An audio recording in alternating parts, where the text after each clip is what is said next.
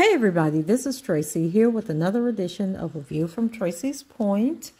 And as promised, we are here with the Mitigation Report Part 3. Okay, so in this report, we are going to read Exhibit B, which is a letter to Jennifer Bongine, basically explaining the mitigation report that I read to you all in the last video, and then it might have some extra information. And I am going to read the character letters that came in for Mr. Kelly that they plan to present during his sentencing tomorrow. And then the gals over there at that Eastern District of New York who just can't shut the hell up.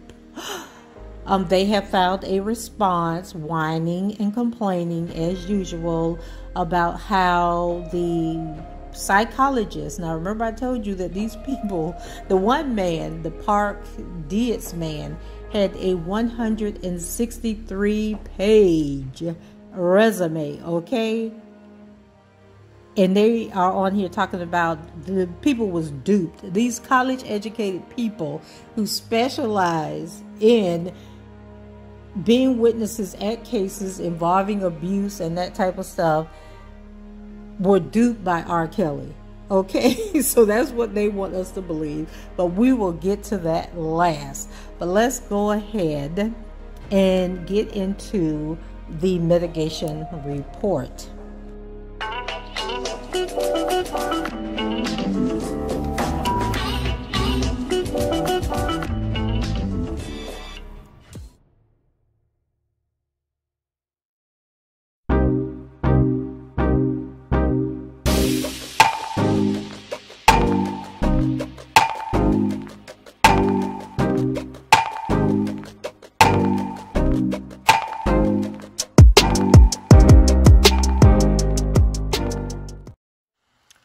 Okay, so it says, Dear Attorney Bongine, and can we just give, regardless of how this thing turns out, can we just give Attorney Bongine her flowers right now? Because this lady has done more in the past 6 or 7 months than those other attorneys did in the past, 3 years? And so I'm just going to give her kudos regardless of how this thing turns out. She has done her job and she continues to do her job despite all the nonsense going on behind the scenes. So it says, Dear Attorney Bongine, at your request, I have performed a psychiatric evaluation of Mr. Robert Kelly, date of birth January 8, 1967, in order to provide an opinion regarding the following question: whether Mr. Kelly's history of childhood abuse should be considered as a mitigating factor in his sentencing hearing. At the time of the evaluation, Mr. Kelly was a 55-year-old divorced, engaged, Black man who was incarcerated at the Metropolitan Detention Center in Brooklyn, New York. He was found guilty of 9 criminal counts, including racketeering and violations of the Mann Act, on September 27, 2021. These convictions include bribery, exploitation, and human trafficking. Mr. Kelly is awaiting sentencing on these convictions. Mr. Kelly is a singer, songwriter, and record producer who has earned multiple awards and nominations for his work, including 3 Grammy Awards prior to his arrest. He was residing at Trump Towers in Chicago, Illinois, with his live-in girlfriends at the time, Jocelyn Savage and Ariel. Mr. Kelly was evaluated by Drs. Dan Martell and Park Dietz. In addition to myself, I interviewed Mr. Kelly. I think this letter may be from the Renee Sorrentino lady. Interviewed Mr. Kelly with Dr. Dietz on 3 separate dates. This report will address Mr. Kelly's history of childhood abuse and his adult behavior. Statement of informed consent. Prior to the interview, we informed Mr. Kelly that the information he provided was not confidential and that it would be used in preparing a report for the court. We also informed him that he did not have a doctor-patient relationship with him. Mr. Kelly, or that he did not have one with them. I think that's what they meant. Mr. Kelly understood these limitations and agreed to proceed with the interview. Sources of information. Clinical interviews. 1. Clinical interview of Mr. Kelly on 5/24/2022 and 5/25/2022 at the Metropolitan Detention Center, 80 29th Street, Brooklyn, New York, 11232 for 5 hours and 45 minutes and 6 hours and 40 minutes respectively. 2. Clinical interview of Mr. Kelly on 6/1/2022 via Zoom video conferencing for 2 hours. Records. So these are records that they pulled. Chicago Public School records dated September 8th, 1982. Federal Bureau of Prisons medical records dated July 15, 2019 through April 6, 2022. U.S. District Court, Eastern District of New York, superseding indictment dated March 13, 2020. U.S. District Court of Eastern District of New York, verdict sheet filed dated September 27, 2021. U.S. District Court of Eastern District of New York, memorandum of law in support of a judgment of acquittal, filed dated February 17, 2022. And so they go through a list of pretty much all the documents, all the motions, and all of that good stuff from the case. They pulled all those records. And so, neuropsychological examination report signed by Daniel A. Martel. And that was dated June 6, 2022. And then some more documents from the court case, all stuff that I have read to you guys. They pulled an additional 3500 log, additional discovery log, interview transcripts, and then interviews by Shante Alexander between May 17th through May 30th. And she interviewed Keith Calvert, Janet Edmonds, Gregory Preston, Angela Belton, Reginald King, Deborah Harris, Larry Hood, Robert Bradley, Carrie Kelly, and Bruce Kelly. But child, did they interview any of them other clowns that was always on the scene, like Ruby Chris, like Will Eady? Were any of those people interviewed? What about them fake sisters? Were they interviewed? And some of these other folks out there talking about they was mentees and all that good stuff. I guess they didn't get a phone call. So anyway, media video. And so they got some exhibits. And I think I already read these in the previous video. Basically them 5 or 6 videos that they showed with Hallie Calhoun, where he walking the dog and eating the feces and all that other nonsense. The video, I guess, where he was arguing with, I thought was Lisa Van Allen, about stealing his Rolex watch and all that other stuff.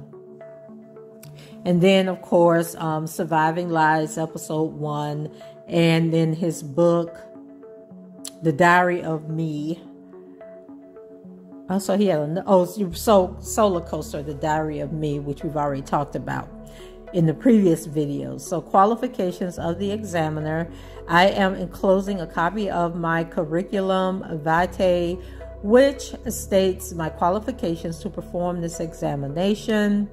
Background information. Mr. Kelly was born on January 8, 1967 in Chicago, Illinois, to Joanne Kelly.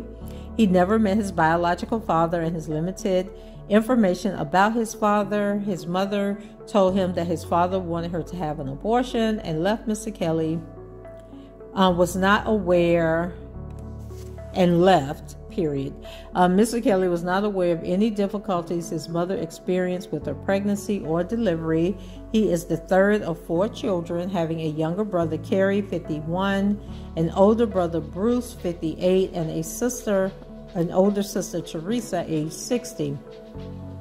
His siblings are material half-siblings. maternal half-siblings. I'm getting tired, y'all. Each having a different father. The family grew up in the housing projects in the south side of Chicago, frequently moving because his mother was unable to pay the rent. Mr. Kelly described his household as hood headquarters, referring to his extended family and their partners living under one roof. During a significant portion of his childhood, he lived in a 3-story flat with his mother, stepfather Lucius, siblings, grandmother, great-grandmother, aunts, and cousins. Lucius was not the biological father of any of the children. Well, child, where is Lucius? Is he still alive? Or did they say in the previous document that he had passed? So Mr. Kelly is unable to read or write, but as far as he knows, met other developmental milestones on time. He described finances during the childhood as very poor. He said there were plenty of times we had no food. Mom would get into it with Lucius. He would work but drink and gamble. He'd be drunk and broke. They shopped at rummage stores for used clothing until Mr. Henry, a neighbor and family acquaintance, came into the picture, and occasionally they could afford to shop at Kmart. Mr. Kelly identified his mother as his closest relationship growing up. He described the relationship as unbelievable best friends. His mother performed as a singer in a band called Six Pack. His early memories are attending his mother's band practices and performances. He said, "I begged to go with her. I'd sit there as my mom would perform and the crowd would love her. She'd tear down the place." She later earned certification as an EKG technician and worked in this position at a local hospital. He accompanied his mother every morning to the local McDonald's, where she would order 1 coffee, 3 creams, 6 sugars, and 1 Danish to share because she couldn't afford more. He recalled her lipstick leaving a stain on the coffee cup and placing his lips on the lipstick to drink coffee just like her. She taught him about music, including slowing down songs by Stevie Wonder so he could learn them. Mr. Kelly was, by all accounts, a mama's boy. Mr. Kelly did not recall when his mother married Lucius because he always was there. He did not regard Lucius as a father figure. He liked Lucius because he made his mother happy and she loved Lucius. Now, a lot of this document is redacted, like pages of it is redacted. So I will be skipping over, reading like a sentence that may be the opening of a long paragraph that's not there. And so it says, so we have a redaction, and then we have the frequent reason for arguments was Lucius' failure to provide money for rent. And then there's a long redaction, and then it says both Lucius and his mother drank alcohol. Another redaction of about 3 sentences. Then it jumps to his brother Bruce started a band which Mr. Kelly sang in. Mr. Kelly said he looked up to Bruce and wanted to be in the band, but Bruce was embarrassed because Mr. Kelly could not read or write. Their mother insisted that Mr. Kelly be part of the band, so Bruce acquiesced, meaning that he went along and went ahead with it. And then the next sentence is redacted. His brother Kerry was nicknamed Killer after a character created by Geraldine Jones. He said his brother was, quote, very jealous of me and my mom's relationship. And then the remainder of the paragraph is redacted. Mr. Kelly did not report a history of physical or emotional abuse. His mother was the main disciplinary figure in the household. The typical punishment included anything from a switch to a tree branch to not being able to go out. He did not view this punishment as excessive or abusive.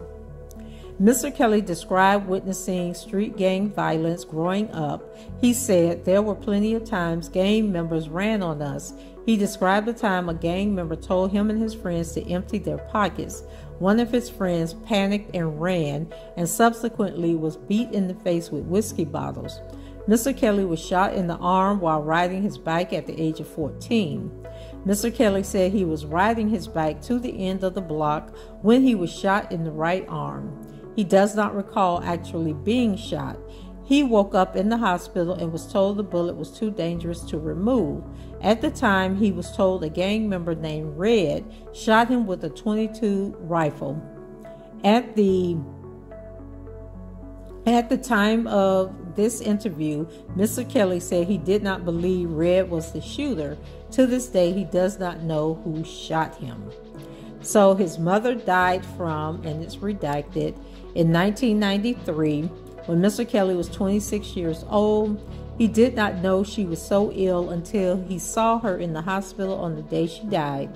Mr. Kelly said, when she passed, I would go to McDonald's all the time.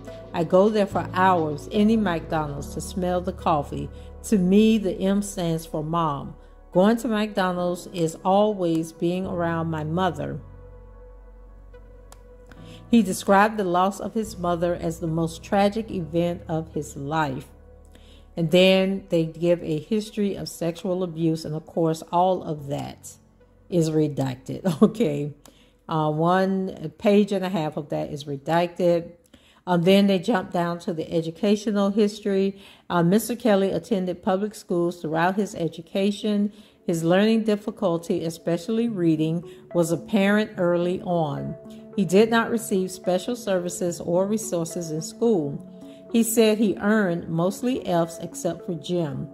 Due to his learning difficulty, he was held back several times, remarking, I was the only kid in the class with a beard. The last school he attended was Kenwood Academy High School. He dropped out before completing his freshman year at the age of 17 or 18. He never earned a graduation equivalency certification. Wow, he was in the 9th grade and was 17 or 18 years old.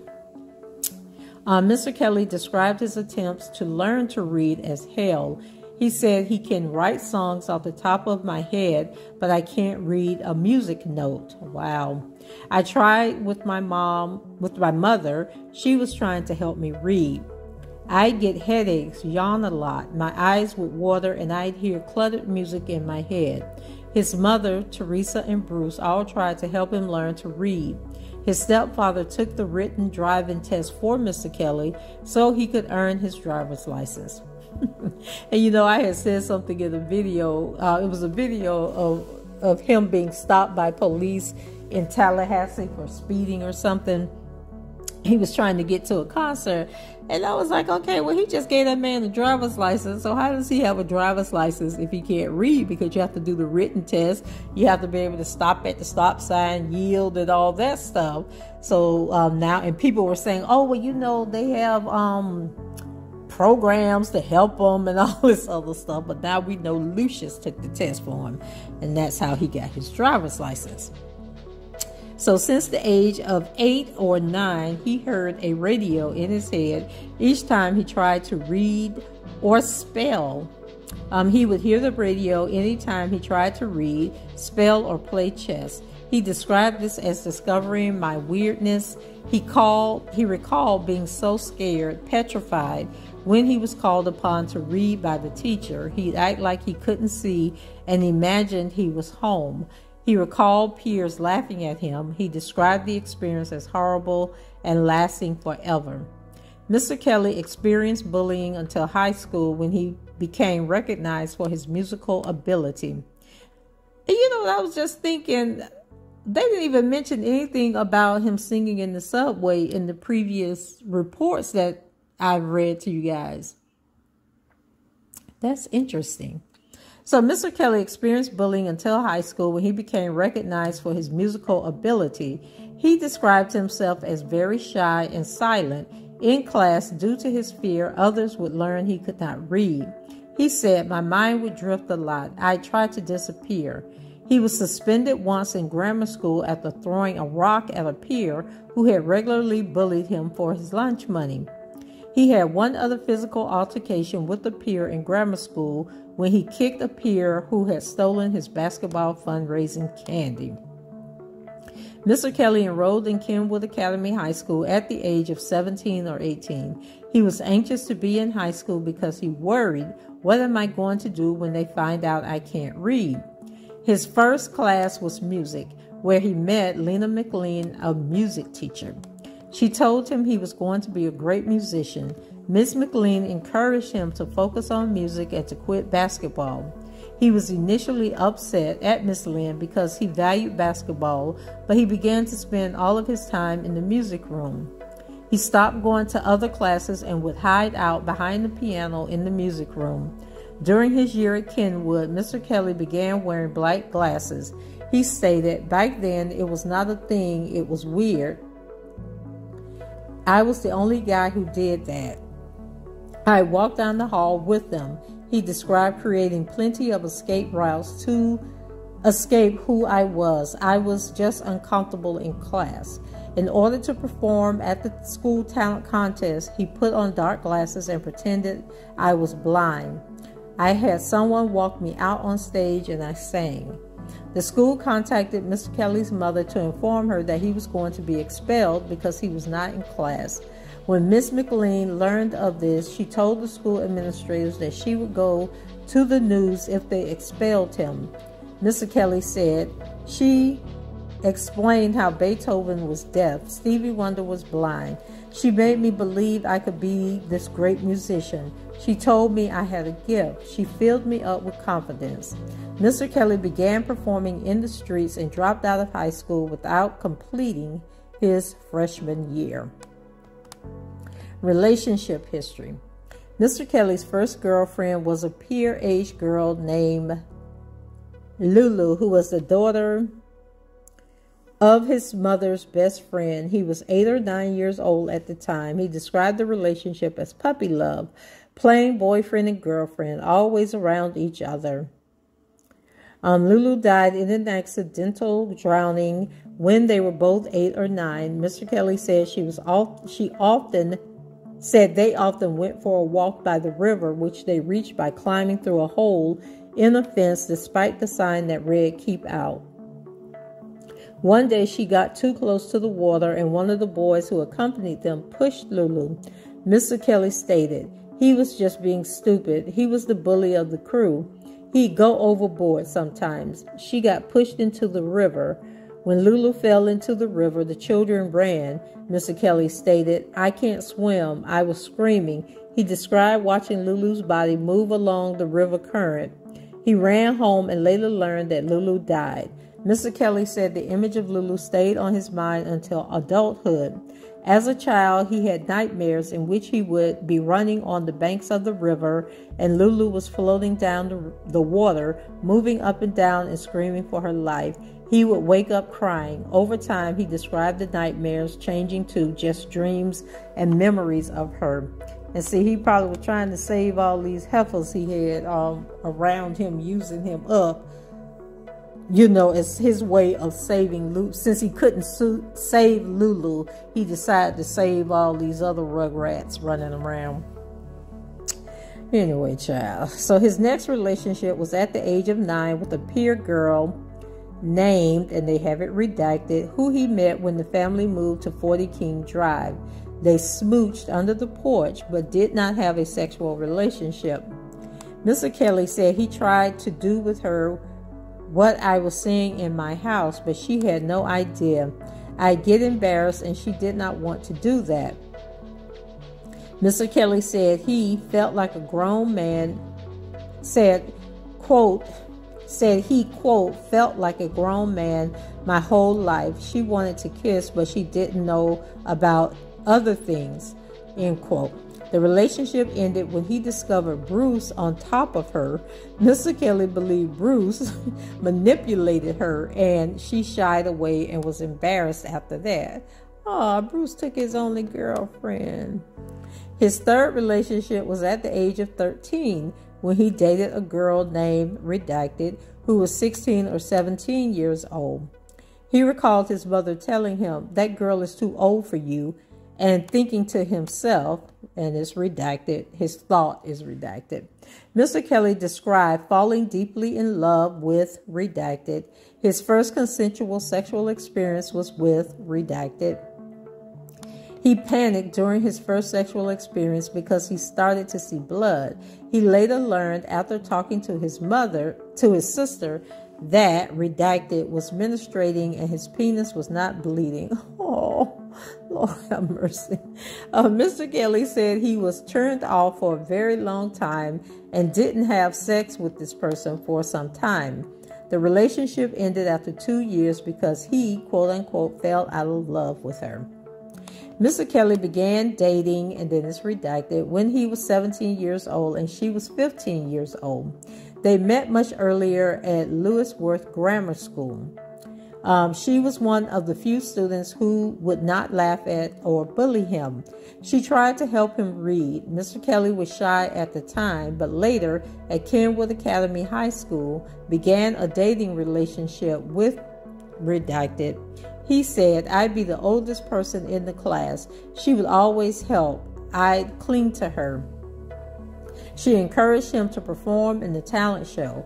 He told her he was too shy, and she suggested that he put on dark glasses and act like he was blind. After the talent show, his high school experience changed. He said, "All of the girls started screaming. All of a sudden, I was famous, a popular guy in high school, from one talent show." He began cheating on redacted because all the girls were coming after me, even the uppity up girls. He said girls were going up to me. I was with girls in the bathroom. I'd go to their houses for sex. After dropping out of high school, he lived with redacted in her grandmother's basement and later rented an apartment with her. And then redacted ended the relationship because of his infidelity. Mr. Kelly said, "I was so hurt. My mom said these things happen. You have to be honest with these women." He said he started being honest with women after the relationship ended with redacted. He told women, including his wife Andrea, that he loved to be with women, indicating his non-monogamous nature. Oh, y'all know what I just did, right? Oh, God, what page was I on? Nature. Oh, my God, I'm never going to get back to where I was. Can you slow down, please? Okay, this was the relationship history. I'm sorry, guys. Let me get back to where I was.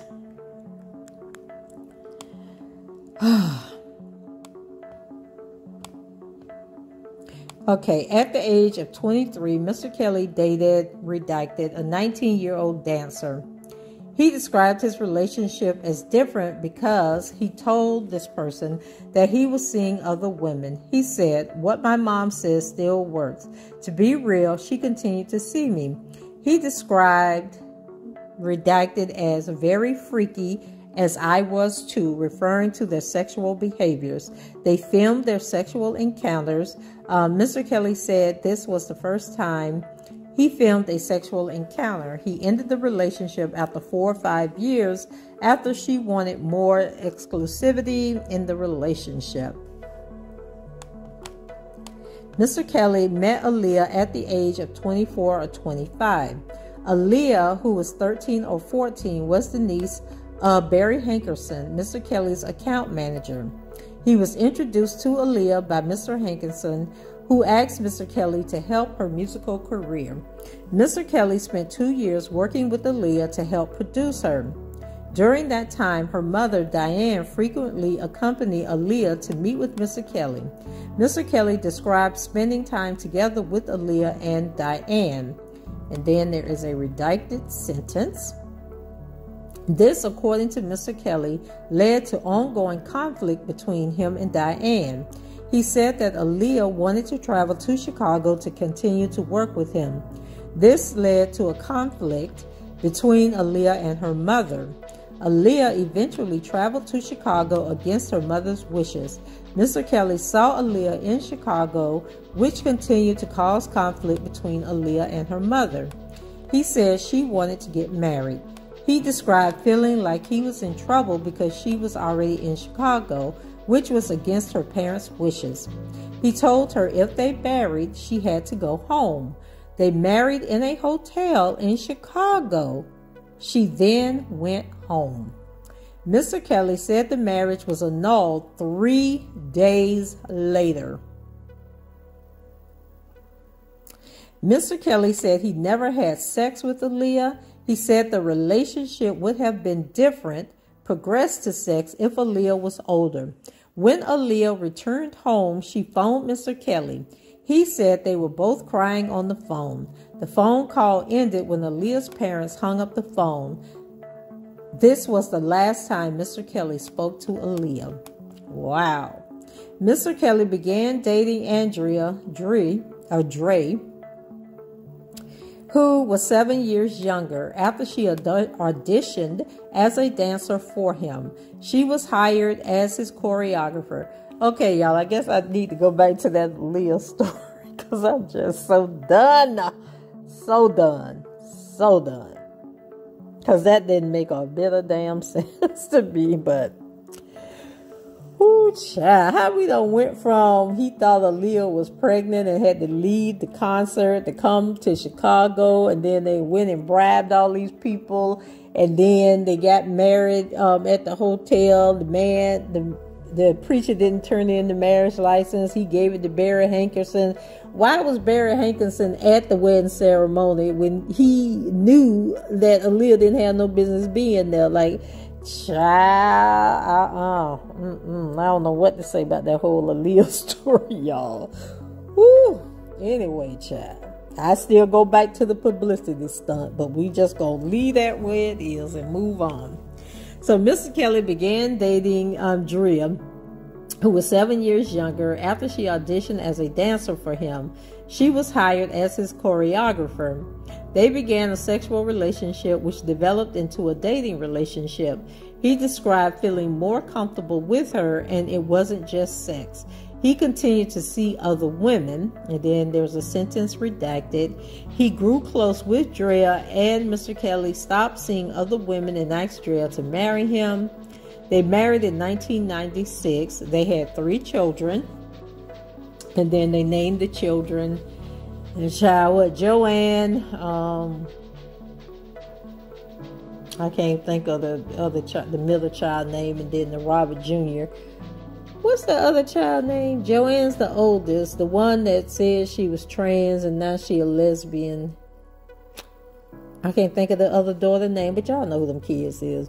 So the marriage ended in divorce in 2009. Mr. Kelly said the marriage ended because Drea wanted to pursue her career in dancing, which was something they had discussed prior to marriage.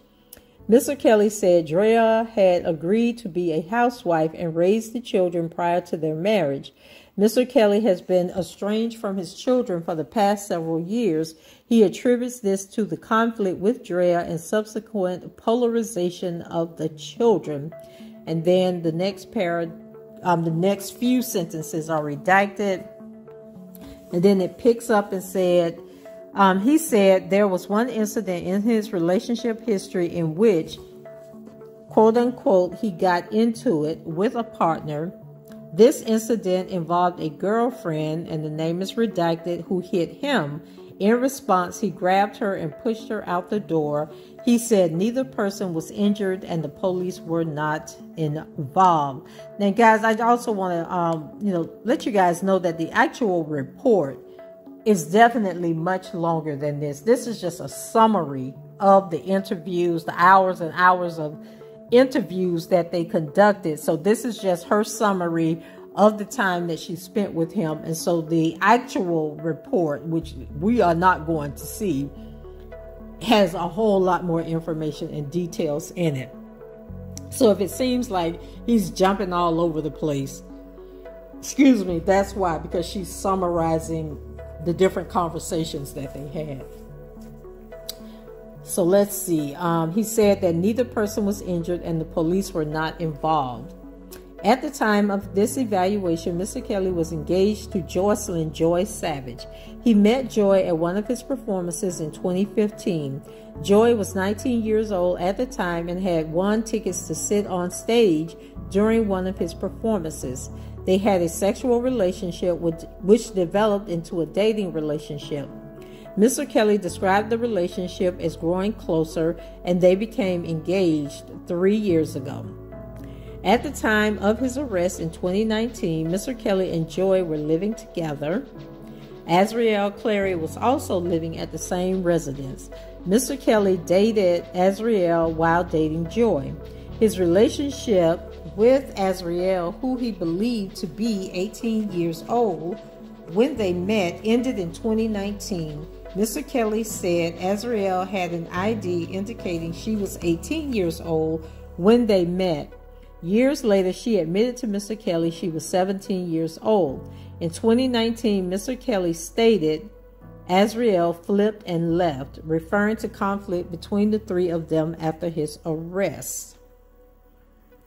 And we all know that Azriel wanted him to get rid of Joy. And when he refused to get rid of Joy, Azriel left and then eventually went to the government and became a witness for them. So, religious history. Mr. Kelly grew up in the Baptist faith. He attended religious services every Sunday during childhood. Mr. Kelly continues to identify with the Baptist faith. And ain't it amazing that you around here abusing your child but getting up going to church on Sunday morning? Crazy. Occupational history. Mr. Kelly has never sustained employment outside his music career. During one summer, he worked for a month for Miss McLean's friend who owned a popcorn shop. He first earned money for his musical ability when he performed on the streets.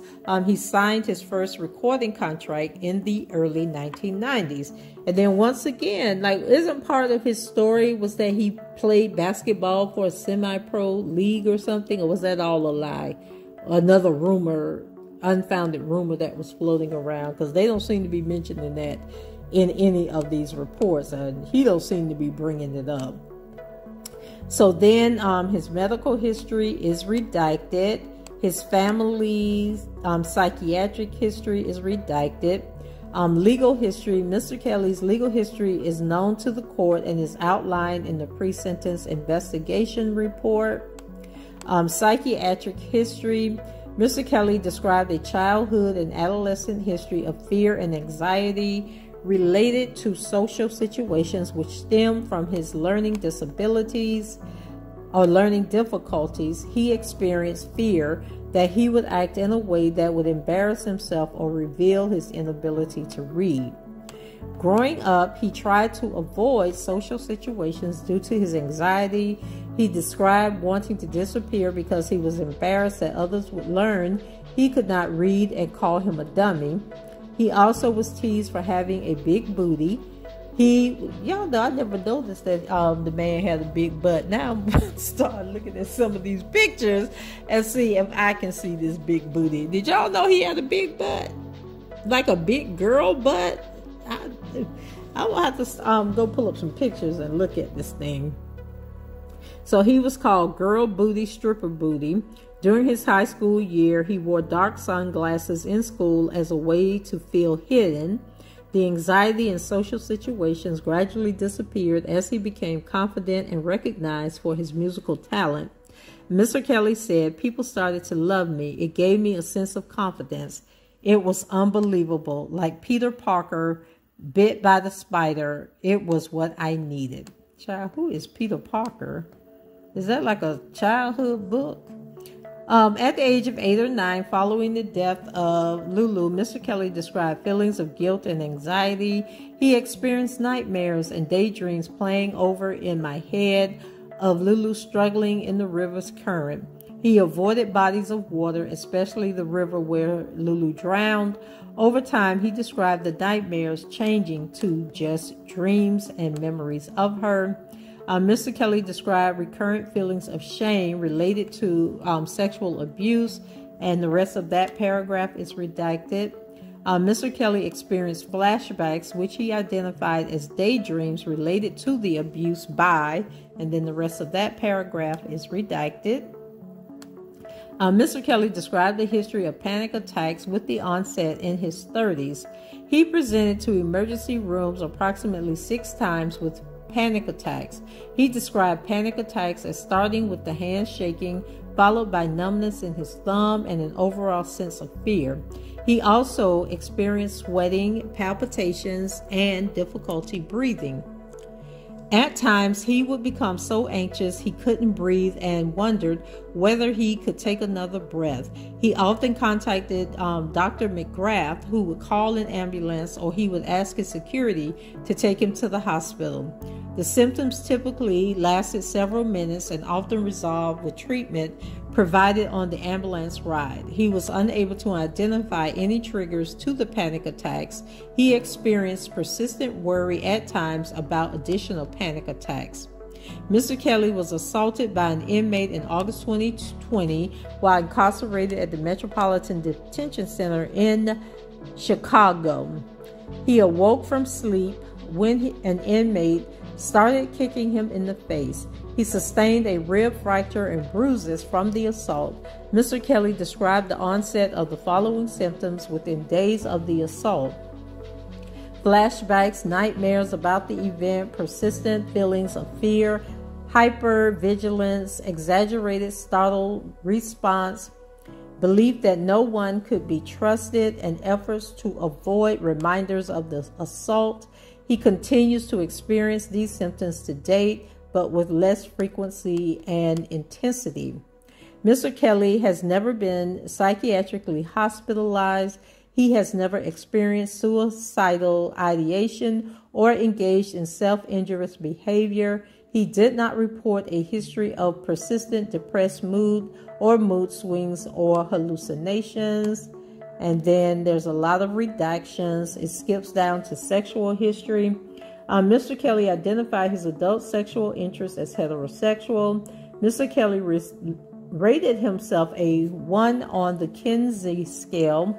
A score of 1 is defined by Kinsey as the overwhelming majority of sexual attraction, desire, fantasy, or activity is with members of the opposite sex, heterosexual.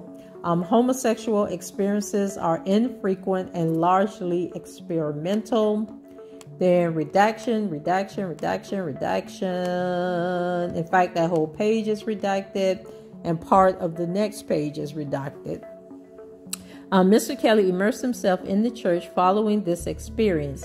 He told Drea they were not having sex until marriage. He met with former sexual partners and told them he found God and was no longer able to see them. For 1 year, he abstained from sex or masturbation. He began to experience privacy concerns as he noticed that he was being filmed attending religious services. To minimize his public exposure, he was assigned a prayer warrior who met with him in his home. And then they redacted the person's name. The prayer warrior and the pastor met with Mr. Kelly regularly in his home. Over time, redacted came along to his house. Mr. Kelly said he started noticing her red lipstick and was drawn to her. Now, how you gonna send a female prayer warrior to a single man, or even if he was married, to help? Child, y'all know I used to work at the church. That would never be allowed. And then she rolled it up there in some damn red lipstick. Child, that red lipstick turned him on. And so he said she ended up jacking me off. And that's when I started going backwards and fell back into promiscuity.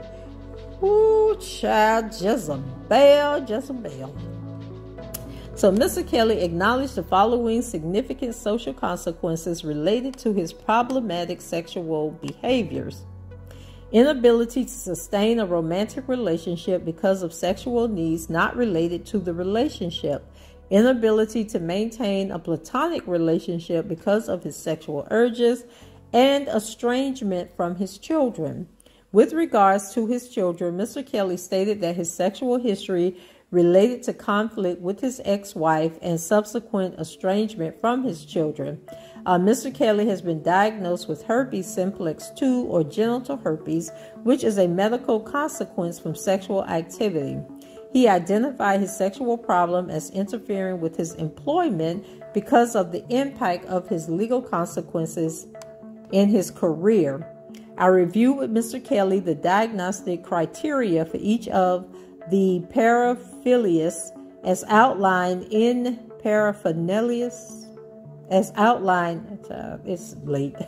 outlined in the Diagnostic and Statistical Manual of Mental Disorders. Mr. Kelly did not report a history of sexual arousal from peeping or secretly observing an unsuspected person who is undressing, nude, or engaging in sex. Mr. Kelly did not report a history of sexual arousal to exposing his genitals to unsuspecting persons. Mr. Kelly denied a history of sexual arousal from rubbing or touching up against an individual who is unsuspecting or non-consenting. He denied a history of sexual arousal to using, wearing, or collecting special articles of clothing for sexual satisfaction. He did not report sexual arousal to dressing in women's garments. Mr. Kelly identified his sexual interest in post-pubescent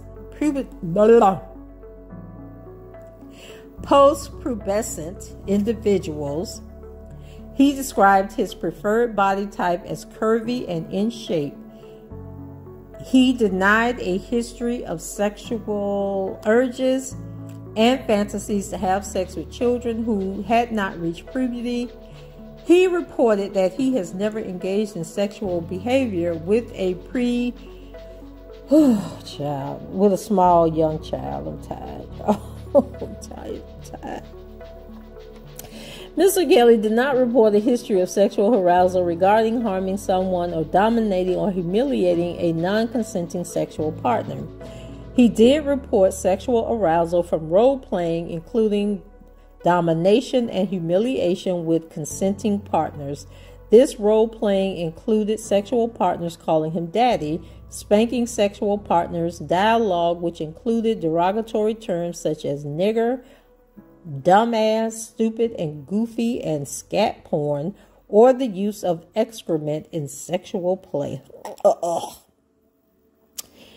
He said, and I know this is Haley, so we're just going to go ahead and say Haley or whatever damn name is. One of his sexual partners showed him two white girls eating doo-doo. It grossed me out at first and then turned me on. Haley made a video called Scat Sex. She did it for me. We've also done spanking. It's a turn on. Mr. Kelly said he never asked anyone to call him daddy. He stated, to me, that's cheating, like I never called myself the R&B king. People call me that. I'm not the first man to be called daddy by a woman. Some guys here, MDC, call me pops, unk, and uncle. It's a hood thing, daddy. He did not report a history of sexual arousal from being the object of domination or humiliation. He is not sexually aroused from using physical force or verbal threats to have sex with a woman, man, or child against their will. Mr. Kelly said it was a turn-off to make a woman do something, but it was a turn-on when a woman wanted to do something to please him. Mr. Kelly described a history of consensual videotaping sexual acts dating to his relationship with Redacted in his early 20s. He was sexually aroused to filming and watching the videos. Over time, Mr. Kelly said he continued to videotape sex acts because he loved it, but also because he did not want any woman to say he raped them or forced them to engage in sex. Mr. Kelly said he routinely kept such videos in a safe in his room in the event that a woman would lie about the consenting nature of their relationship. Mr. Kelly does not have a history of online sexual behaviors, including repetitive use of internet pornography or using internet chat rooms for online sex. Substance abuse history. Mr. Kelly did not report a history of problematic alcohol or drug use. He began drinking alcohol at the age of 18 when he occasionally drank wine coolers with friends. He had his first shot of Hennessy with his mother to dissipate the anxiety they both experienced flying. He never drank daily or had difficulty cutting down his alcohol use. He used cannabis approximately 7 times in his life. He denied using illicit substances. Current medications. Mr. Kelly was not prescribed any psychiatric medications at the time of the evaluation. Mental status examination on 5/25/2022. Mr. Kelly was a 55-year-old black man who appeared his reported age He was seated in a wheelchair, which he powered with his hands. Why was he in a wheelchair? He carried a notepad in his lap. He was dressed in brown correctional scrubs. He wore non-prescription glasses, which he occasionally took off, and a face mask, which he frequently lowered to hang below his mouth. His hair was neatly trimmed with frontal graying, and he wore a mustache and beard speckled with gray. He had visible tattooed words on his forearms bilaterally. His speech was normal rate and rhythm. His eye contact was good throughout the examination. Girl, why was he in that wheelchair? We need to know.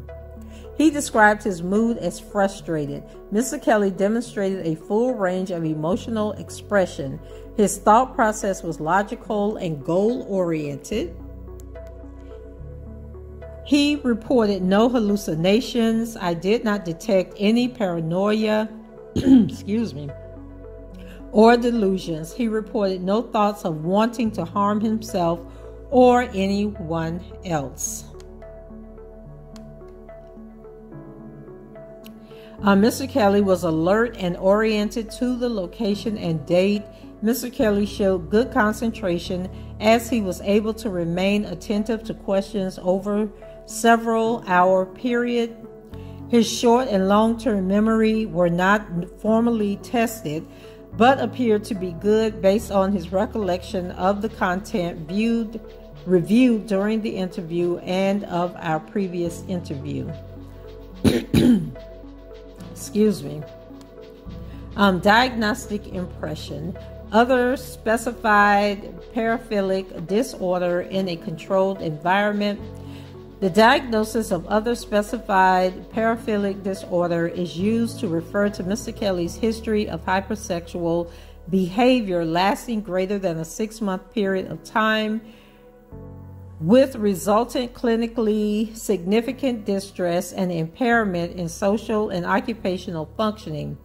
The diagnostic criteria is outlined in the DSM-5-TR for the category applies to presentations in which symptoms characteristic of a paraphilic disorder, such as hypersexuality, that cause clinically significant distress or impairment in social, occupational, or other important areas of functioning predominant, but do not meet the full criteria for any of the disorders in the paraphilic disorder diagnostic class.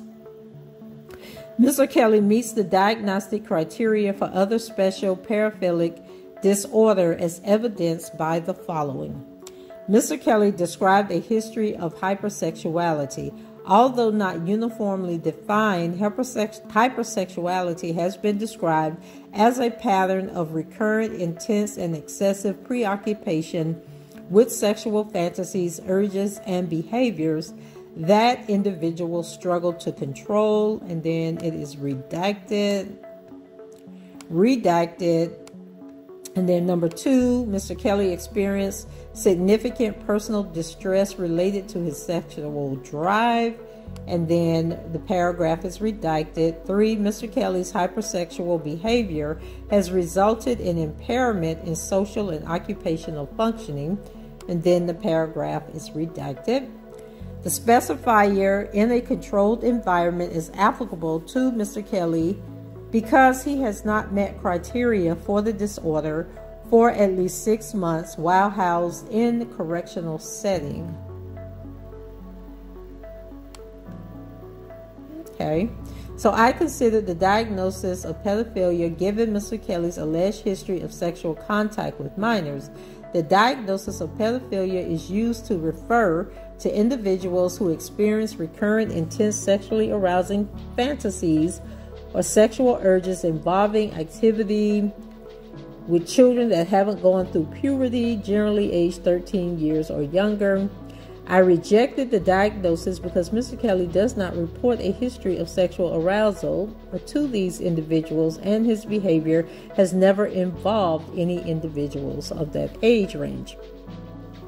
I consider the diagnosis of sexual sadism, given the government's claim that Mr. Kelly's sexual behavior includes sadistic content.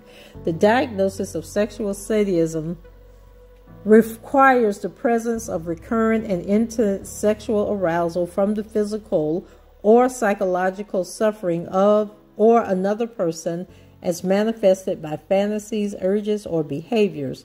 I rejected the diagnosis of sexual sadism because Mr. Kelly does not report a history of sexual arousal from the physical or psychological suffering of another. None of Mr. Kelly's sexual behaviors include sexual gratification from the physical or psychological suffering of a partner.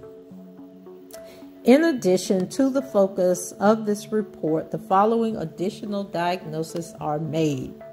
Specific learning disability. The diagnosis of specific learning disability is outlined in the DSM-5-TR is based on Mr. Kelly's history of difficulties learning and using academic skills as indicated by difficulties with reading, spelling, written expression, and mathematical reasoning beginning in early age. The difficulties are outlined in the neurophysiological examination report signed by Daniel A. Martel on June 6, 2022. Panic disorder. The diagnosis of panic disorder as outlined in the DSM-5-TR is based on Mr. Kelly's history of recurrent panic attacks and persistent worry about additional panic attacks.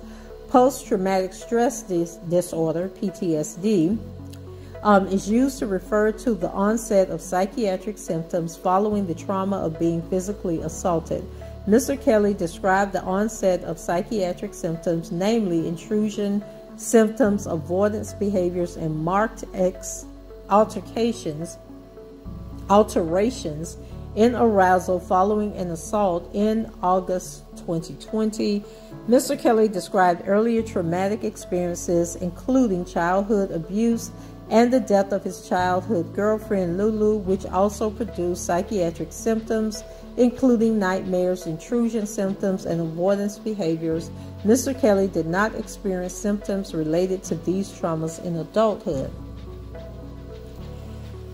And then another thing they haven't talked about is the fact that about him going in the closet, sleeping in the closet to calm his nerves and stuff like that, which has been reported before. Social anxiety disorder in full remission.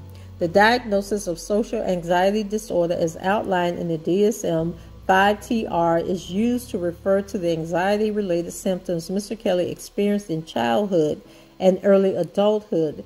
Mr. Kelly described a history of marked fear and anxiety about social situations in which he was exposed to the possible scrutiny of others. He predominantly experienced fear and anxiety in settings in which his learning deficits might be exposed. As a result of his fears and anxiety, he avoided social situations. The specifier in full remission refers to the absence of symptoms for more than 6 months. Mr. Kelly has not experienced symptoms of social anxiety since his early 20s. Opinion. I was asked to address the following question: whether Mr. Kelly's history of childhood abuse should be considered as a mitigating factor in his sentencing hearing. I first addressed Mr. Kelly's history of childhood abuse, and then the next 2 paragraphs are redacted. Mr. Kelly wrote about being abused repeatedly for years by an older female who lived in his house in his autobiography Soul Coaster, in the chapter entitled Women in My House. Carrie Kelly, Mr. Kelly's younger brother, said in his telephone interview with Dr. Alexander on 5/27/2022 that he believed Mr. Kelly was sexually abused by, and it's redacted, Keith Calvert, Mr. Kelly's childhood friend, said in his telephone interview with Dr. Alexander on May 17th that Mr. Kelly told him later on, then there's a redaction. 2, Mr. Kelly said he was sexually abused, and then the next 2 sentences are redacted. Mr. Kelly referenced the abuse by redacted in his autobiography Soul Coaster in the chapter entitled Mr. Blue. Keith Calvert said in his telephone interview with Dr. Alexander on May 17th, he learned from Bruce Kelly that, and then it's redacted. C. Reginald King, Mr. Kelly's childhood friend, said in his telephone interview with Dr. Alexander on May 23rd, he, referring to, redacted, but Rob at some point, redacted. And then D, redacted, said in his telephone interview with Mr. Alexander, redacted, tried it with all three of us, referring to the abuse. Bruce Kelly, Mr. Kelly's older brother, said in his telephone interview with Dr. Alexander on May 30th, Robert was abused by, and then the rest of his comments are redacted. Next, I addressed the relationship between Mr. Kelly's childhood history of abuse and his adult hypersexual behaviors. It is my opinion, with reasonable medical certainty, that Mr. Kelly's history of childhood abuse contributed to his adult hypersexual behaviors. The following evidence supports this opinion.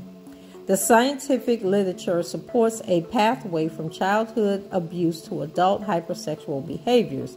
A. Child abuse has been implicated as a potential precursor to compulsive or hypersexual behavior. Researchers have theorized that a distorted understanding of sexuality that results from child abuse can lead to abnormal sexual behavior in adults, such as hypersexuality. B. Systemic literature reviews have found a significant association between child abuse and compulsive or hypersexual adult behaviors. C. Reports of childhood abuse in individuals seeking treatment for sexual addiction are higher than reports of children of abuse in the general population. D. Childhood abuse also has been correlated with high-risk sexual behaviors, including the number of sexual partners, unprotected sexual intercourse, early engagement in sexual activity, and prostitution. 2. Mr. Kelly described a link between his childhood abuse and adult sexual behaviors. And then the rest of the paragraph is redacted. Lastly, I address whether Mr. Kelly's history of childhood abuse should be considered as a mitigating factor in his sentencing hearing. It is my opinion, with reasonable medical certainty, that Mr. Kelly's history of childhood abuse is consistent with the definition of mitigating factors as any factor or circumstance that lessen the severity or culpability of the criminal act. The following evidence supports this opinion. 1. Mr. Kelly's history of childhood abuse represents a hardship or circumstance that was out of his control. 2. This hardship has been described in the scientific literature as contributing to adult hypersexual behaviors. And 3. Mr. Kelly's adult hypersexual behaviors were factors in his criminal convictions. Renee Sorrentino, M.D., Clinical Assistant Professor, Harvard Medical School. Okay. So what did I say I was going to read next? So next we are going to read the letters, the character letters. And this was Exhibit D in the package. And remember, guys, a lot of stuff that was in that package, we are not ever going to see probably because it is sealed. It says, April 14th, Dear Honorable Judge Donnelly, I am respectfully writing this letter in regard to Robert Kelly, who comes before your court for sentencing. My name is Alicia Evans. I am from Chicago, Illinois, but currently reside in Texas. I am a mother of 3 children, 2 boys, 1 girl, and a grandmother of 3 grandsons. I am currently disabled and battling life-threatening serious health issues. My hope in writing this letter is to give you some insight into the Robert Kelly that I know. I realize this may be hard to believe given the circumstances that brought him before you. Nonetheless, he is a human being and a child of God. I want to speak to my having known Robert Kelly for 37 plus years. I have witnessed the moral character and the positive aspects of Robert Kelly. He is my God brother. I have witnessed him as a son, a young man, a young boy, a man, a brother, a father, an uncle, a cousin, a nephew, a God brother, and a friend. I have also seen him perform for an audience as an entertainer. I do consider him to be a musical genius as well as world-known icon. That's not all he is, and he has done many good things in society. He has given back many times without recognition, anonymously, and without boasting. I have personally witnessed these things. I have been with him when he has decided to pick out someone in Walmart and give me money to pay for their items when he walks away indiscreetly and unannounced. Another time, I remember he noticed a boy on the street with holes in his shoes. Robert took off his shoes on the street and gave them to the boy. He discreetly gave an unknown amount of money to a college student that was in a Starbucks where he was for a good deed that they had done for one of his assistants, which the student cried and said it was the exact amount that was needed to pay for a course to graduate. There was also a young man who was distraught over not making his high school basketball team that Robert gave encouraging words to, and the young man later thanked him personally and divulged to him that at the time he was contemplating suicide because of not making the team. I have witnessed these things happen. He is a gift and is drawn to people who hurt. Robert Kelly is a humble man with a human soul. He is compassionate and empathetic. When Robert learned of a shooting that took place that claimed many lives and devastated a small community in Virginia, he stopped what he was doing and wrote a song called Rise Up, which to this day is still played, and every penny of the proceeds is shared by the families, the college, and the community. Another time I recall worth honorable mention was when Robert saw on the news that a horrific incident had taken place at the E2 nightclub in his hometown. There had been a stampede where 21 people were trampled to death. Robert gave 21 families whom he did not know money towards funeral expenses. This is nothing he boasts about, but I say that to say this is absolutely the heart of Robert Kelly. I know Robert, and he is not the man that was spoken about by the prosecution. They do not know him. Robert is not the man who was convicted. He holds no ill will or anger toward anyone. He is focused on and has number one objective today is to regain a relationship with his children and support them as he creates music to make an honest living. Robert Kelly is not a monster. He is a human being with a heart that is undeniable. I believe he does deserve a chance to be better than before. I recognize and respect the power you have to determine a sentence for him. I hope that the good he has done counts. I believe he deserves another chance at life outside of prison instead of facing a life inside of prison. I humbly and prayerfully ask that you take these things into consideration, and instead of sentencing him, that you overturn his conviction by allowing him to re-enter society. Respectfully yours, Miss Alicia Evans. April 24th, 2022, and this was written to Judge Donnelly. I hope this letter finds you in great spirits. I am writing to request leniency in the sentencing of Robert Sylvester Kelly. I have known Robert for more than 15 years, working for him as an executive assistant on and off for a total of about 7 years. Most of my tenure was spent in the early years around 2006 when Mr. Kelly was married. I can still hear the laughter coming from him, his wife, and his children as they snuggled on the couch by the fireplace while roasting marshmallows to make s'mores. Later, after Mr. Kelly's divorce, he would call me to work on specific projects to support his quest for a new screenwriting career. After spending so many years with the Kellys, I came to care very deeply for the entire family. This is why it is still hard for me to wrap my head around the possibility of Mr. Kelly receiving a life sentence in prison. I am saddened at the thought of him never being able to wrap his arms around his family ever again. As a woman, I am a firm supporter of women and survivors of abuse. Therefore, I do recognize the weight of the offense of which Mr. Kelly was convicted. Taking these kinds of offenses serious are of the utmost importance to me. I also am a firm believer that in any criminal situation, we have to be concerned with both the victims and the perpetrators. This is the only way to find healing. With that being said, I'd like to share with you an inside perspective of who I know Mr. Kelly to be. Robert was born in poverty, but even as a kid, he had a passion for music. He shared with me some of the abusive circumstances he grew up in. It was a horrible environment for any child, and Robert is amazingly resilient to have even survived it. As a young adult, he was homeless and earning money as a street performer on the frigid streets of Chicago. Eventually, his hard work and talent would earn him a record deal, but that deal wouldn't take away his illiteracy or the traumatic experiences he endured.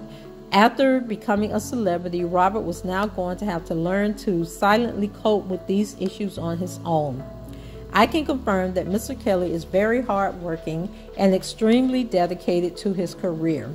I've witnessed him go without sleeping for days on end simply because he wouldn't come out of the recording booth.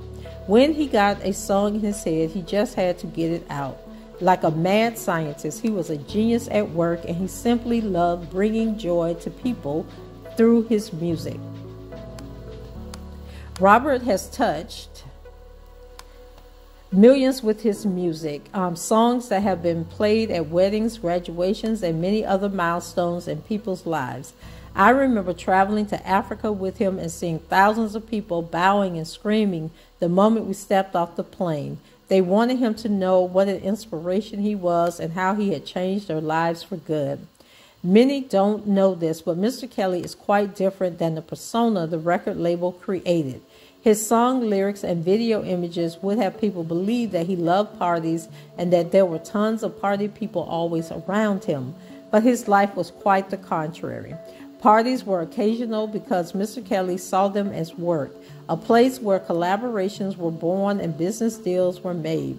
Mr. Kelly would much rather sit in a quiet cigar lounge, wearing a cable-knit sweater, smoking a stogie, while Frank Sinatra or Sam Cooke's voice is heard softly in the background. This was his everyday life. He is a simple man who loved to play basketball, watch movies, and tell jokes. Not that she described the album cover on, I think it was his Christmas CD, but anyway, I know I didn't seen that picture before that she just described. Once during our travel across the English Channel from London to Paris, Robert had a group of strangers captivated as he sang inspirational songs during our ride on the ferry. Robert was particularly captivated by an elderly couple watching, and they ended up chatting for hours like old friends. He could become friends with anyone on any level. He is just that way. Mr. Kelly has always been down to earth and would much rather share a deep conversation with an ordinary person working the drive-thru at McDonald's than a glamorous celebrity. He liked keeping close ties to the community and showing his generosity. He donated money to pay for many funerals, even 2 toddlers who died after being injured in a house fire in Kankakee, Illinois. He also could hardly walk past a homeless person without giving money. Besides the obvious, I'd imagine that this could be because he remembers his own life on the street and how tough it can be. In the past, I've witnessed Mr. Kelly at his highest high and his lowest low, struggling with relationships, family issues, and other human factors that we all deal with in life. Although he always wanted to appear confident and in control, I could see the depth of his illiteracy posing extremely challenging circumstances for him. He was also challenged with emotional issues, severe anxiety, and depression, and even took his own initiative to seek counseling and spiritual guidance from a pastor, all because he was dedicated to becoming a better person. This was without being directed by any court. Right now, there is a community of people ready and willing to help Mr. Kelly, including myself. He has family, friends, pastors, and therapists who are eager to support him throughout this process of becoming more self. And y'all know what just happened, right? I'm so sorry. Let me get back up where I was at. Support him throughout his process of becoming more self-aware. It is clear that the court has decided that Mr. Kelly violated the law, given his otherwise clean record as well as his ability to inspire the community. I strongly believe time served and compliance with the treatment program is most appropriate in this situation. I don't seek to change anyone's views with this letter. I'm writing this simply because it is the right thing to do. God doesn't want us to throw humans away. We have a responsibility to help those around us, no matter what the world thinks of them. If we have the audacity to care for the perpetrators as well as the victims, we can all rise. Thank you for taking the time to read this letter. I am available to confirm the facts in this letter as necessary. I hope you will find space in your heart to consider this information during sentencing. Respectfully yours, Diana Copeland. Now, child, how this the government witness is writing a character letter. Whoo, child, for the defendant. And I hope when Jennifer Bonjean reads this letter in court tomorrow, or today, I shall say, that she points out the fact that Diana Copeland was a witness for the prosecution. So June 13, 2022, Dear Honorable Judge Ann Donnelly, thank you for the opportunity to share my experience with Robert Kelly. My name is Jocelyn Savage, and I am Robert Kelly's fiancée. I'm writing this letter in support of Robert in advance of his sentencing, so I can explain to the court that I'm not the victim that the government has portrayed me to be. My relationship with Robert is amazing. He's the best thing that's ever happened to me. We have a very special connection and are deeply in love. I still support Robert to this day because I love him and will always be here to support him. Robert is not the monster that the government has described him to be. The Robert I know is very sweet, gentle, and kind. At the end of the day, he has always made sure that I am taken care of and any other woman he was with as well. Robert's an all-around incredible person. He loves his music and is very passionate about that. He's positive, outgoing, and very generous. He always takes any opportunity he can to help those in need. He's very determined and focused on his goals, and the things that have been said about him with me and other women being held against our will is absolutely untrue. It's the complete opposite of who he is and what my relation is like with Robert. Robert and I are deeply in love, and it breaks my heart that the government has created a narrative that I'm a victim. I'm a grown woman and can speak for myself, which is why I wanted to provide this letter to the court. I respectfully ask that the court take my words into consideration when sentencing Robert. He is a great man with a great heart and deserves to be home with his loved ones who are ready to support him. Thank you for reading this letter, Jocelyn Savage. That might be why Azrael posted on her Instagram that she been sad, that she say she been depressed. I want to see if she gonna show up at that courtroom after finding out Jocelyn wrote this letter and show her ass again like she did during that hearing, because I know she is fit to be tied right now. So, child, anyway. Hello, Julius Darrington here, and I'm writing this letter to speak about Robert S. Kelly. And y'all know I love Julius Darrington. And the reason I know he's a good person, because his name is Julius Darrington. And y'all know my last name is Darity, but my daddy name, God bless his soul, may he be resting in heaven, was Julius. So Julius Darity, Julius Darrington. So that's how I know Julius is a good man. Okay? Okay. So, I've had the pleasure of working closely with Robert for some years and have witnessed so many amazing qualities in him. For someone who was world famous, Robert carried himself with grace and class. Robert always was the life of the party, but also when the party or concert was over He took great pride in treating people as equals. Robert never treated people, from what I've witnessed, as if he was better than anyone, or as if they owed him anything. Robert loved people and made sure he gave his friends and loved ones great memories that is sure to last a lifetime.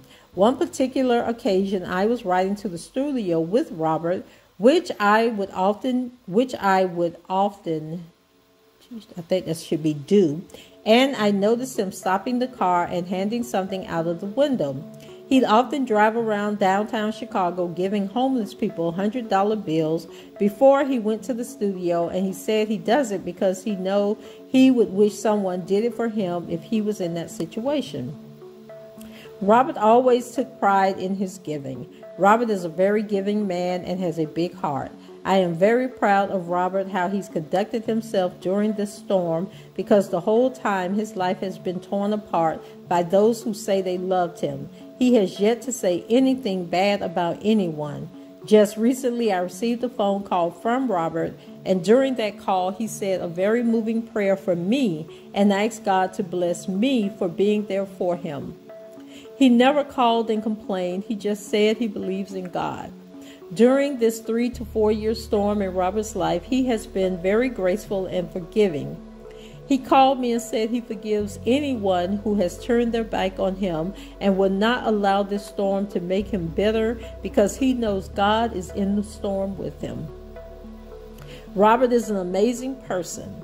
His gift and hard work to build a legendary career was also done because of his dedication towards his gift and his belief that he had something to share with the world.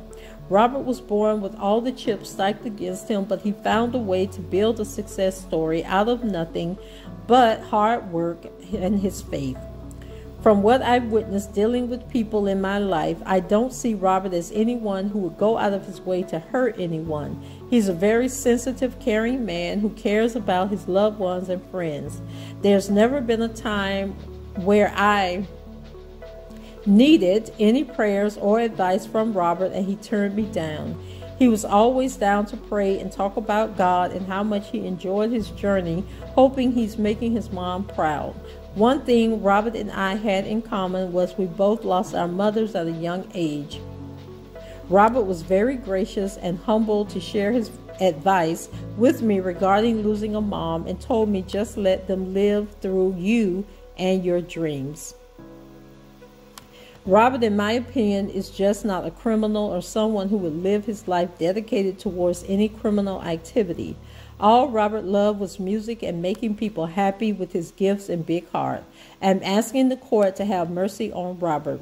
This is a man that only had people around him that wanted to be around him and also went the extra mile to be around him. It's very sad that his life is on the line now. He's been in jail 3 years, and I'm sure if he's given another chance at life, he will make sure he's not in any situations again that can cause any confusion. Please have mercy on Robert during sentencing. A 50-year-old man who's lived his life mainly dedicated towards his music and entertaining people is no monster, just a man that I believe deserves a chance. Thank you, Judge Ann Donnelly. Keith Calvert. Keith done put his address, email, phone number, everything on here. They could have redacted all these people's personal information, but, you know, they want to act funny, but we'll let them do that. So Keith says, Your Honor, the purpose of this letter is to give you some insight on the person Robert Kelly. First, I would like to start by stating my name is Keith L. Calvert, born July 19, 1968 on the south side of Chicago, Illinois. I worked for Mars Wrigley in Chicago, Illinois for over 10 years as a senior lab technician in research and development. I have known Robert and his entire family since I was 11 years of age. We grew up in the same neighborhood and met during the summer of the schoolyard playing basketball. Our friendship and bond grew through the love of playing the game, despite not able to go to the same elementary school because my parents would not let me transfer from Shakespeare Elementary because we lived right across the street from the school. We stayed close with each other every chance we got. We would get together and laugh, crack jokes, talk, and play basketball all day and night. We became more like brothers, and our families were very close as well. At the Community Cocoa Fest in Chicago, Robert's mother would sing and bring Robert and his older brother Bruce up to perform with her at a young age. Growing up in the inner city of Chicago under the worst poverty levels was very hard. Some of our biggest obstacles growing up were staying alive, avoiding gangs and drugs. Our neighborhood was full of some of the worst things you could ever imagine: gang activities, high crime rates, drugs, and prostitution. Seeing people getting shot and stabbed right in front of you as a kid can be hard and scary, but that was the neighborhood we grew up in. Robert has always been a great friend, big brother to me. Once Robert made it in his music career, and I discussed with him that I was going through some hard times financially and just got married. Without any second guessing, before I could even ask him, he gave me a job. He loves bringing joy to others through his music. Music is his passion. Robert's music is everything. It inspires people. It brings happiness to people.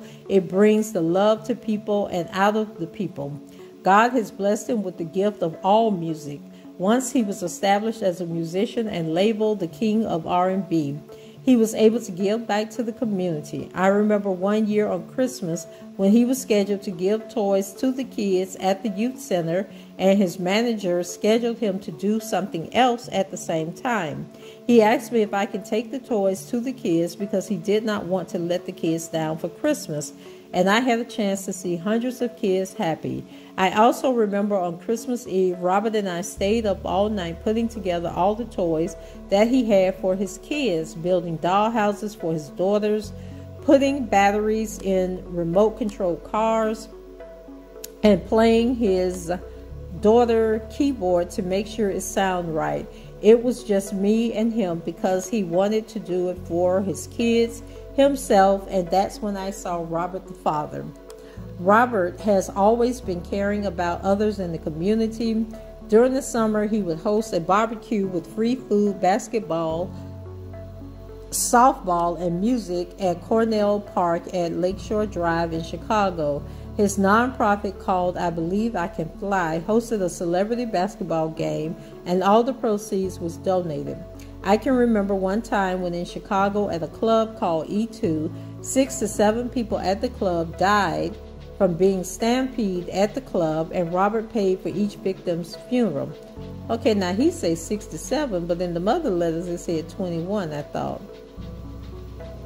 Or was it yeah. Okay. Also, I remember one time when we was out, we heard gunshots, and we looked across the fence, and a lady was laying in the middle of the street, shot, and Robert held her hand and talked to her until the police ambulance arrived. Robert would not let the lady go to sleep, and the hospital said the next day if she would have not stayed conscious, she would have died. One more memory: when the Katrina incident happened, Robert fully loaded up his tour bus with cases of water and sent it to Operation Push because they had a shipment of supplies going out to New Orleans for Katrina victims. Okay, now that story about the lady getting shot. Now, wasn't Will Eady running around here telling that story and saying that it was him that was with Mr. Kelly when that lady got shot? Do y'all remember that? Okay, also was Will and Keith there? Was it all three of them together? I got questions.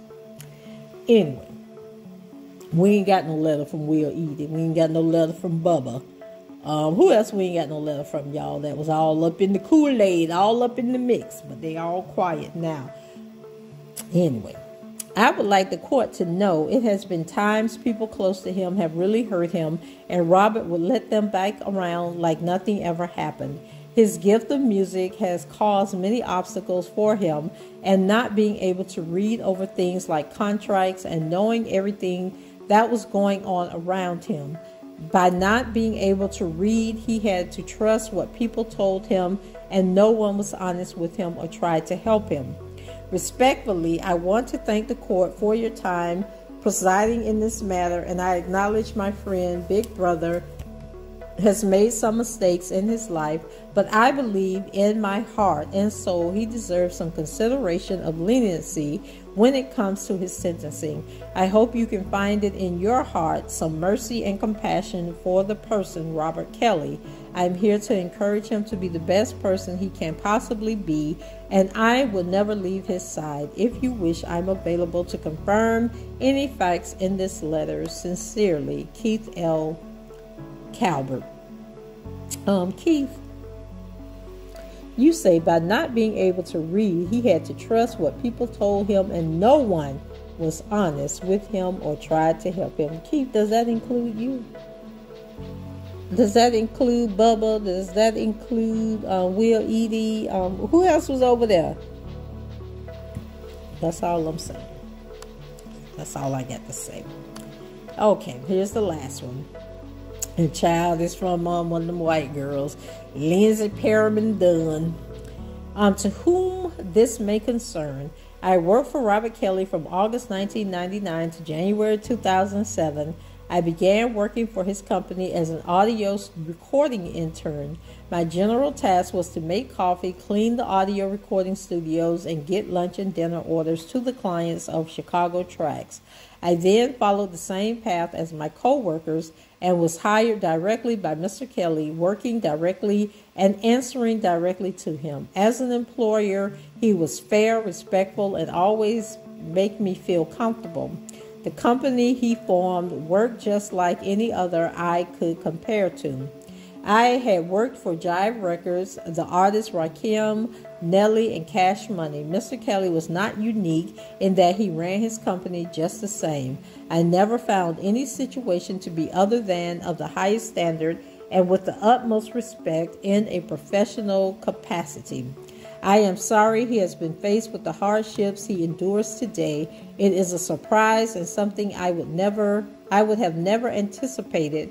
From my experience working directly for Mr. Kelly, I pray daily for him and pray one day the hardships he has endured will be behind him. Godspeed. Blessings. Lindsay Perriman Dunn. Child. Okay. So I'm sure that's just a sampling of the letters that they have gotten. I know personally some letters that have gone out that are not included here, so we know that there are other letters. Okay, now last but not least, them heifers over there in the Eastern District of New York don't know when to damn stop. So let's get on through this here. So child, they had something to say about all this, all those reports that those trained professional psychologists with all their numerous degrees and their years of experience testifying, teaching, administering services and all that stuff, child. They say that them people was delusional and that Mr. Kelly fooled them. So this is what they had to say. Dear Judge Donnelly, the government writes in brief reply to the defendant's sentencing submission submitted under seal on June 13, 2022. First, the defendant continues to avoid any acknowledgement of the seriousness of his conduct or the harm that he caused, further supporting the government's contention that the defendant has shown no acceptance of responsibility and is likely to be deterred from committing future crimes. Excuse me, but usually when people say they didn't do what you accusing them of doing, what is the reason that they're going to show remorse? What is he showing remorse for? I mean, the only remorse he should be showing is the fact that y'all done took away 3 years of his life. Anyway. Second, in his submission, the defendant perpetuates his version of events in a manner that is flagrantly false and contrary to the evidence adduced at trial. Wasn't no evidence adduced at trial. Girl, what is you talking about? Child, anyway. During several voluntary interviews with Dr. Park Dietz and Dr. Renee Sorrentino, two doctors retained by the defendant who prepared mitigation reports. Oh, child, they mad. For the court's consideration in connection with sentencing and knowing that his statements would be shared with the court and that his doctor would rely upon his statements in making mitigation arguments, the defendant repeatedly lied. Indeed, the reports prepared by Dr. Deese and Dr. Serentino include a number of materially false statements by the defendant. For example, he falsely denied having sex with Aaliyah. He falsely stated that there was only one incident where he had a physical altercation with a woman, and that was with the woman who testified using the pseudonym Anna, and she initiated. So y'all know Anna was Haley. He falsely stated that the woman who testified using the pseudonym Jane, aka Ariel, did not tell the defendant her true age until years after she met him. He falsely, I don't remember him saying not one time in them documents that it was years after they met. Oh, Lord. He falsely stated that he fined a woman named Diana, i.e. Diana Copeland, after she stole $150 from him and then left for 2 years, and falsely stated he never required employees to write a letter falsely confessing to anything. Well, they didn't falsely confess. They wrote the letter saying what they did. Am I missing something here? Girl, what y'all talking about? Anyway, child, they get on my nerves. Let's go on up here and read these notes. So note number 1. While the defendant filed the entirety of his June 13, 2022 submission under seal, there does not appear to be a basis for filing the entire submission in that manner, nor did the defendant include the basis for, child, this is what Judge Donnelly wrote. The government does not believe any of the information contained herein needs to remain under seal and has no obligation to the court unsealing this letter, because we mad as hell and we ain't gonna put up with it. Okay.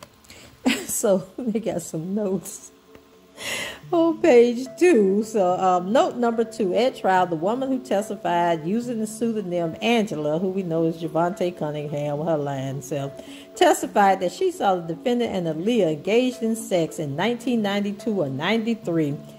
That wasn't evidence, that was hearsay. The defendant also had intercourse with Angela in 1991. Child, we don't know that. Angela up there just running her mouth, Javante.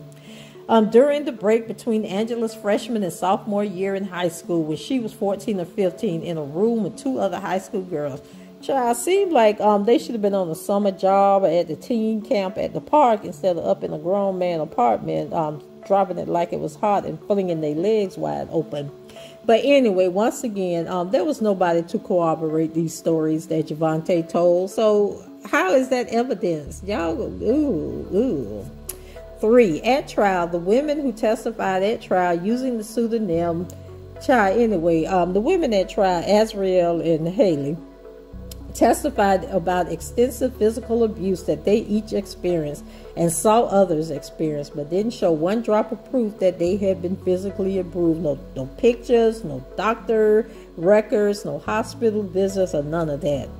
But one such example was captured on Government Exhibit 328, a video that was introduced as an exhibit at trial and upon which the defense mitigation specialist purportedly reviewed and relied. Okay, well, wasn't that the video of them eating the dookie, of Haley eating the dookie that the man done said? She was the one that said she wanted to do that nasty mess. And the whole walking her with the dog collar and all of that. He said she wanted to do that stuff. And then wasn't it Haley that wrote the letter to him in April apologizing, saying that y'all forced her to get up there and say the stuff that she said?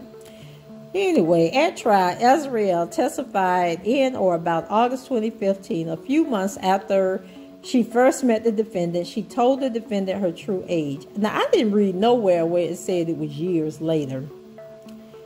Okay, but y'all know another YouTuber, we got into a discussion. And she was telling me that supposedly Ariel told him that her true age years later, like in 2018. But based on all the information, all the testimony, all the records that we were privy to, Azriel told him in August of the same year that she met him. So I'm not sure where this whole 2-3 years later is coming in at.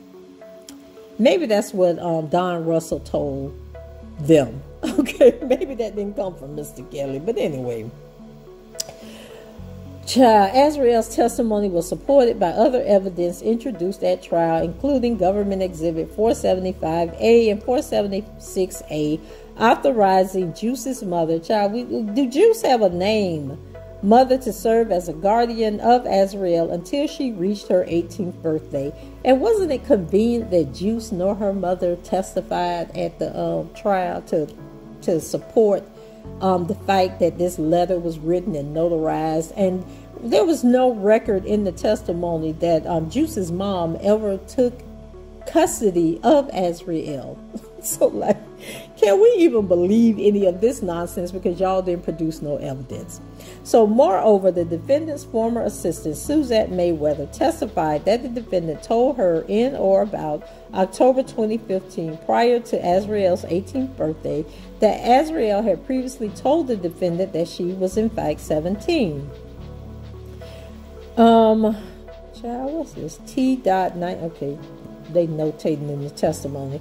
Testifying that the defendant told Mayweather about the day that Azriel confessed to being 17 and initially became very upset, but then, once he learned that she was 17, he had a conversation with her parents and the parents gave him signed guardianship.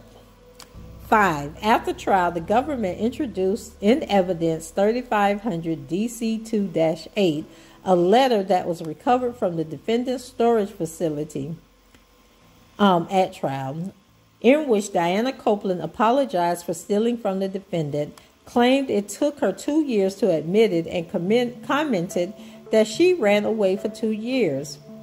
The right-hand corner on each page was signed by Copeland. Copeland testified that she recognized the letter in the exhibit marked as 3500 DC2A as one falsely stated that Anna, who is Haley,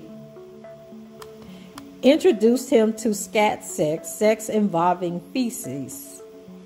He falsely denied requiring his guests to seek his permission before going to the bathroom, including when they were on the Sprinter van or bus. Each of the defendant's self-serving statements is contradicted by the trial evidence, including under oath witness testimony that the jury credited. Okay, but one of y'all witnesses, Haley, then wrote him a letter apologizing, saying that y'all forced her. So if y'all forced her to say certain things, then how we know y'all didn't force everybody else? I mean, we already know that you had to meet with Azriel for 60 hours. That's more than a work week. People work 40 hours in a week. But y'all met with her for 60 hours to go over her testimony and make sure she worded things the way y'all wanted her to word it. But anyway, so more generally, the defendant responded to 14 allegations that supported the government's theory at trial that the defendant engaged in several forms of coercive control over his partners, including Azriel. The government, y'all need to go check on Azriel, make sure she all right. The government relied heavily on this behavior in the government's sentencing submission, where it sought a sentence in excess of 25 years. As a result of wholly misleading, sometimes outright false statements by the defendant. How you know they false statements? The man is giving his version, just like y'all let them get up there in the stand and give a version and believe them. Why he can't get up there and give his version? Why y'all version got to be the truth? Oh, God. Including the statements described above. The defendant's mitigation specialist questioned whether the characterization that the defendant exhibited behaviors known in the intimate partner violence literature as coercive control may be grossly distorted. The defendant, of course, has not required to implicate himself in any of the charged conduct, and he could have simply denied his guilt and provided information about his childhood and upbringing to the mitigation specialist for the court's consideration. Now, how y'all gonna tell this man how to handle his mitigation? Oh, they so annoying. But he went far beyond that when he made a series of false statements. which are contradicted by the trial evidence. What evidence? To the extent that defendants' mitigation specialists relied on such statements, the court should afford their conclusions little weight. Indeed, any suggestion that the defendant has no sexual attraction or fantasies about children is belied by the trial evidence, witness statements, and other materials, and the fact that the victims, they mad, who testified in the case were not pre-puberty at the time the defendant had sex with them is not a mitigating factor. The existence of even more serious crimes in the criminal code does not mitigate the seriousness of the defendant's crimes. The defendant's deliberately false statements are an additional reason to impose a sentence in excess of 25 years as requested by us because we're white and we say so. Oh, I'm sorry. Anyway, so I'm sorry, y'all. Oh, Lord have mercy. I'm going to go back and read some of these notes because, child, now see, this is how you know they're finna go back and give information from that report to the Northern District of Illinois. Now, this is how they done told on themselves. Because they done brought up, child, so it says, they talking about Geronda and that damn lie about dressing like a Girl Scout with them doggone pigtails. Like, I don't even know. Several witnesses testified that the defendant required his female guest to obtain his permission before they got off the bus. Didn't he explain why that was? This occurred even when the bus or sprinter was not traveling on the road for events or performances. Suzette Mayweather, who happened to be a producer on Surviving Lives, so can we really believe her, testified that the defendant became enraged when he learned that she had allowed Dominique off the bus without permission. For example, Geronda testified at trial that during encounters with the defendant when she was 16, he wanted her to put her hair up in pigtails. And I can't remember what I watched that reminded me of that story that Geronda told. Child, anyway. Oh, the defendant's deliberately false statements are an additional reason. Child, they real mad. So they go on talking about Geronda and the Girl Scout. Haley testified that during activity, the defendant asked her to role play a young girl. Faith testified that after her first sexual encounter, that the defendant in Long Island, New York, having previously told the defendant she was 19, the defendant stated, "You know, if you're really like 16, you can tell daddy." In interviews with the government produced to the defense as Section 3500 material, Azriel stated that the defendant also made the girls talk like they were young in childish voices, such as being 5 to 7 years old. He would also, is this some of the stuff y'all made that told? Oh, child. Okay, anyway. So he would also talk about having sex with little boys during sexual encounters. Child, in addition, has set forth the government's motion in limine to admit certain uncharged acts. The defendant directed Azriel. I'm not even reading this nonsense. This is all this stuff that Azriel done made up. Okay, wait a minute. Let's read this. Okay, so Azriel delivered the porn that she found on the internet and downloaded. Okay, y'all remember that. But the request for such videos and the videos themselves clearly indicates an interest in children. A judicially authorized search of digital media recovered from the defendant's residence corroborated Jane's account. Yeah, it was on Jane's video, on Jane's tablet. Okay, so we don't know who was looking it up. Might have been some of her freak nastiness going on. And then they talk about what the videos depicted. Now remember, they weren't allowed to use this as evidence because it was on Azriel's laptop and there was no proof whatsoever that he had told Azriel to look that stuff up. So finally, the charges against the defendant currently pending in the Northern District of Illinois involve victims. Okay, see?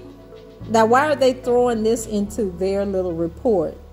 Their little argument because they mad at what the what the specialist, the qualified, educated, experienced professional said, that they believe this man. And so the fact that they're putting this in here about the Northern District of Illinois case in this document lets you know that they are about to give all that information from that mitigation report over to the Northern District of Illinois. They done showed their hand. Child, so then they talk about notably section 3C1.1 of the guidelines provide that a 2-level enhancement for obstruction of justice is warranted where 1, the defendant willfully obstructed or impeded or attempted to obstruct or impede the administration of justice with respect to the sentencing of the instant offense of conviction, and 2, the obstruction conduct related to the defendant's offense. So what is they talking about? So now they want them to get a 2-point enhancement because they don't believe the mitigation people. Anyway, child, they say it makes clear that the defendant takes no responsibility for his criminal conduct and is willing to lie to receive a more lenient sentence. Conduct that further demonstrate the need for specific deterrence and to protect the public from further crimes of the defendant. Oh shit. Jesus, they mad. Oh, they mad. They mad. I read that in anger. I felt their wrath in that, okay? So anyway, child, I ain't got time to read no more of them. So that's it, guys. Next up is the sentencing, which will take place tomorrow morning. So prayers up to Mr. Kelly. Child, I did a video on Jessamine Maxwell. They gave her 20 years, so we'll see what happens here. And we'll see what Judge Donnelly really is made of, because I know, I mean, she seems to be a pretty educated woman. And so I just know she done read through all this stuff, sat through that trial, and knew that them people was up there lying through their teeth. But we're going to see, you know, if she's going to continue with the Me Too movement or if she's going to do the right thing. So guys, that's it for me. Go ahead, leave your comments below, rate the video, and subscribe to the channel if you haven't done so already. And until the next time, I shall talk to you guys later. Bye-bye.